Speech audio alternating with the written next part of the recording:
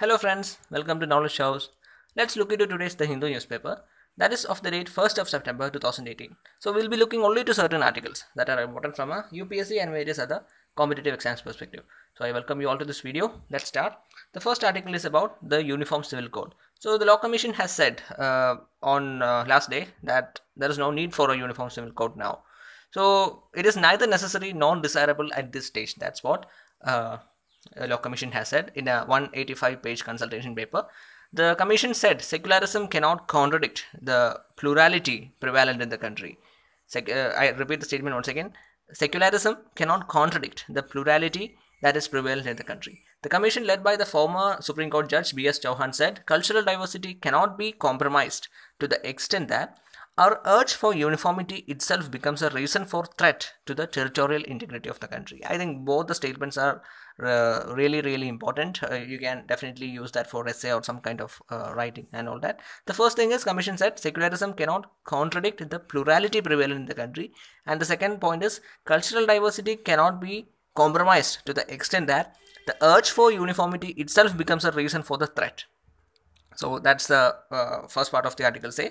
And the term secularism has meaning only if it assures the expression of any form of difference. This diversity, which is both religious, regional, should not get subsumed under the louder voice of a majority. That's what the Commission said. At the same time, it said the discriminatory practices within a religion should not hide behind the cloak of the faith to gain legitimacy. So that's all about the writing part of this article. Now let's look into the pictorial representation here. Apart from the UCC, the consultation paper also went into questions of marriage, divorce and confession. So regarding the age of marriage, the consultation paper suggested that 18 years should be the minimum legal age for men and women to get married. It said that the different ages of marriage led to the stereotype that wives must be younger than their husband. And regarding the divorce, the consultation paper stressed that upon divorce, a woman should get an equal part of the property gained after marriage. And regarding the confession, in its paper on reform of the family law, the panel did not favor a ban on the church confession. The National Commission for Women last month recommended such a ban. The panel mooted the idea that confessions could eventually include nuns. So that's all important about this UCC, and I hope you guys are aware that Goa is the only state where some kind of a UCC exists, that is Uniform Civil Code exists. So there are its own problems in the UCC that is currently in law in Goa. So that's all important about that. Definitely there can be a question regarding UCC. It's like critically examine or discuss whatever it is. So please do proper research on UCC, and there can be a there are various other countries with diverse populations, like diverse sociological and religious and all such diversity. So there are various nations also that have accepted UCC. So you can also quote international examples for the same also. So there should be a proper research on that, and I think I can make an additional information regarding the same tomorrow. So definitely I'll be taking it up tomorrow. So as of now, let's move on to the next article. The next is regarding the GDP growth. So GDP grows 8.2% in April-June quarter. So Indian economy grew into 8.2, the highest in 2 years in April-June quarter, driven by the robust growth in manufacturing and construction and farm sector. So this is widely regarded as a firm sign of recovery. A 13.5% growth in the gross value added in manufacturing helped the economy register its highest quarterly growth rate in 2 years. Agricultural growth also went up to 5.3% this quarter compared to the last year. But I personally feel that definitely this particular growth may come down, just because right now the rupee against the dollar is undergoing a very strained kind of thing. So definitely this will get this will be reflected only in the later part of the quarter. So anyway, let's wait. I'm not that good in predicting these things. So let's move on to the next article. The next article is regarding the Census 21, that is 2021. So the census will be collecting OBC data using maps. Adding another category Census 2021 will collect on OBC, the center said on Friday. The decennial exercise that involved 25 lakh enumerators and maps or georeferencing at the time of the house listing is also under the consideration of the Home Ministry. So definitely, please make a note that census is coming under Home Ministry, and the census registrar, that is the Registrar General of India, who is the ultimate authority regarding the census thing, he also comes under the Home Ministry. The Home Minister also emphasized the need for improvement in the civil registration system, especially the registration of birth, death in remote areas, and strengthening the sample registration system for estimating the data, namely infant mortality, maternal mortality, and fertility rate, etc. The census organization was set up on an ad hoc basis, that is, on a temporary basis, for each census till 1951 census, when the Census Act was enacted in 1948 to provide for the scheme of conducting population census with duties and responsibilities of census officers. As per 2011 census, the country's population stood at 1.21 billion, almost equal to the combined population of US, Indonesia, Brazil, Pakistan, Bangladesh, and Japan put together. Earlier, the Home Ministry notified that the data collected during the Census 2021 would be stored electronically also. And this is also a first kind of thing. So that's all important about that. Let's hope things will go as per this statements.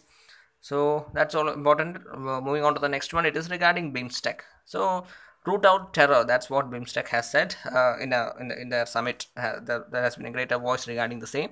So describing terrorism as a great threat to the international peace and security, India and other 6 BIMSTEC nations. So BIMSTEC is a 7-member body. Please take a note of that. So India and 6 other BIMSTEC nations on Friday called for identifying and holding accountable states and non-state entities that encourage and support finance terrorism, provide sanctuaries to terrorists, and falsely extol their virtues. So there is nothing too much important about that. They simply have made a strong statement against terrorism and those who support terrorism. So terrorism and transnational organized crimes continues to pose a great threat to the international peace and security, including the BIMSTEC countries. That's what the declaration has said.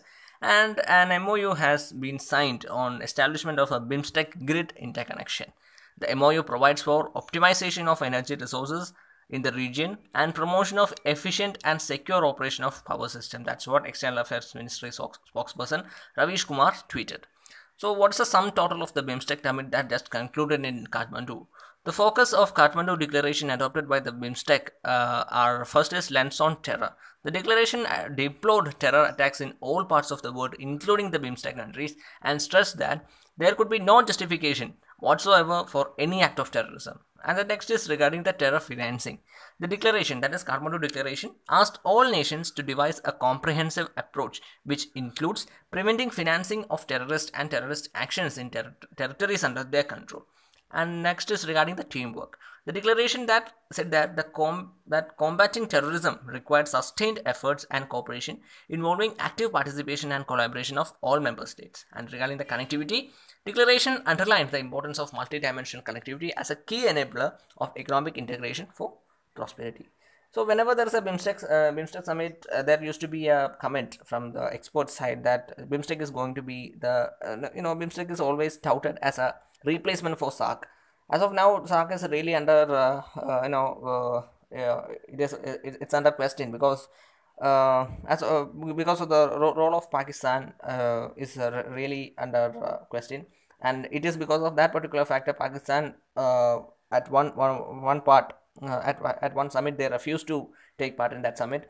And comparing BIMSTEC and SAARC is I think there is some logic because the combined population and the combined GDP of both these organizations are something not equal, but it can be equated. It is not, there is no so much difference between BIMSTEC and SAARC regarding population and the conclusive GDP.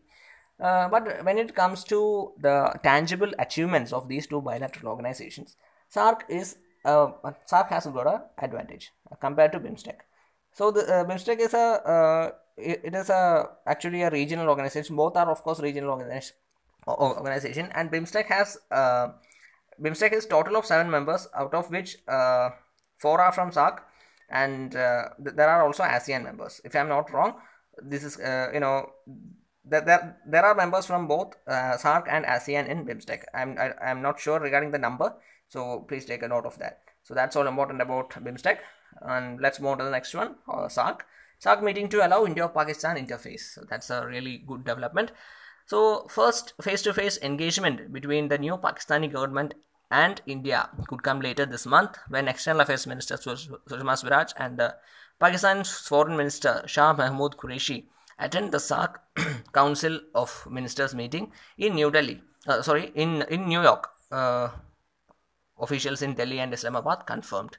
So, however, they said there are no plans so far for a one-on-one meeting between the two ministers on the sidelines of United Nations General Assembly, which begins on September 25. The SAARC meeting, which will most likely include a lunch attended by the foreign ministers of India, Nepal, and all other SAARC member countries. This will be held on 27. So, in the past month, Prime Minister Modi has telephoned Prime Minister Imran Khan to congratulate him on his win, and followed the call with a letter calling for a constructive and meaningful engagement with Pakistan. So as of now, there has been no negative signals from Pakistan ever since Imran Khan sworn in as the Prime Minister. Everything has been really positive from then on. And also, let's look into how things are going to develop regarding SAARC. So that's all important about this particular article. Moving on to the next one. India invites Pak experts to visit hydel sites in Jammu and Kashmir. So, Indus Water Treaty is definitely a reference in this while going through this article. So, India and Pakistan concluded the 115th meeting of the India-Pakistan Permanent Indus Commission in Lahore from August 29 and 30. And the Indian delegation was led by P.K. Saxena, the Indian Commissioner for Indus Waters. He wasn't immediately available for the comment. So both the countries agreed to undertake the treaty-mandated tours of both Indus commissioners in India, in the Indus Basin on both sides. So deliberations were also held on further strengthening the role of permanent Indus commissions for matters under treaty, said the External Affairs Ministry. Though a routine affair, the talks in Lahore were the first bilateral engagement between India and Pakistan ever since Imran Khan took office. So the last meeting of the Indus commissioners was held in March in New Delhi. So definitely, this Indus Water Treaty is a time-tested treaty. I should definitely be saying that, because it was it came into force in 1960, and definitely it passed through various crisis times. Definitely, after 1960, this is now 2018. So there has been a lot of ups and downs in Indo-Pak relations. And all these times, in Indus Water Treaty, we never breached anything, even though we were dragged to some international tribunal regarding the Kishan project and also Baligarh Dam. But we won both that cases. If we neglect such some incidents, Indus Water Treaty is a time-tested treaty, and definitely regarding the Ravi, Bias, and Satluj. These are the 3 rivers under India's control, and others, that is Indus, Jhelum, and Chenab. They are the rivers normally called as Western rivers as per the treaty. So we are using only 20% of this Indus, Jhelum, and Chenab, and we are using 80% of this RBS, that is Ravi, Bias, and Satluj.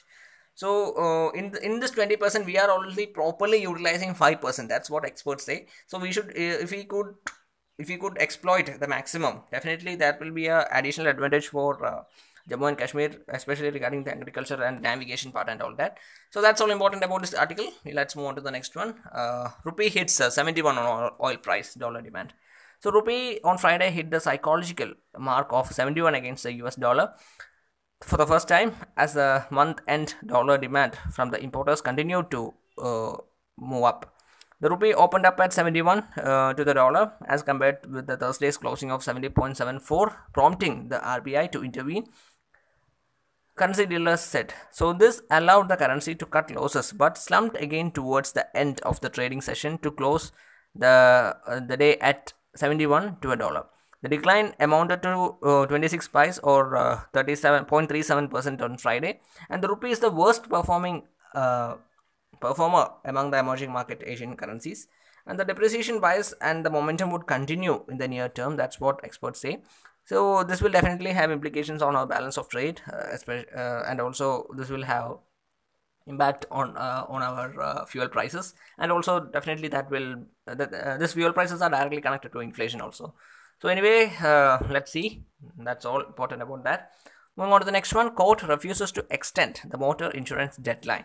So longer duration motor third party insurance cover is all set to become mandatory for the new cars and two wheelers as scheduled from September 1st, that is today, with the Supreme Court on Friday refusing to extend the deadline. According to sources, a few insurers are ready with the long term comprehensive motor cover comprising both MTP and this on damage as well as the bundled product. As a later, they would offer MTP for stipulated time frame plus own damage for a year that can be renewed. So that's all important about that. That's all important about this. Moving on to the next one. Okay, we have finished analyzing today's newspaper. So thank you very much for watching this video.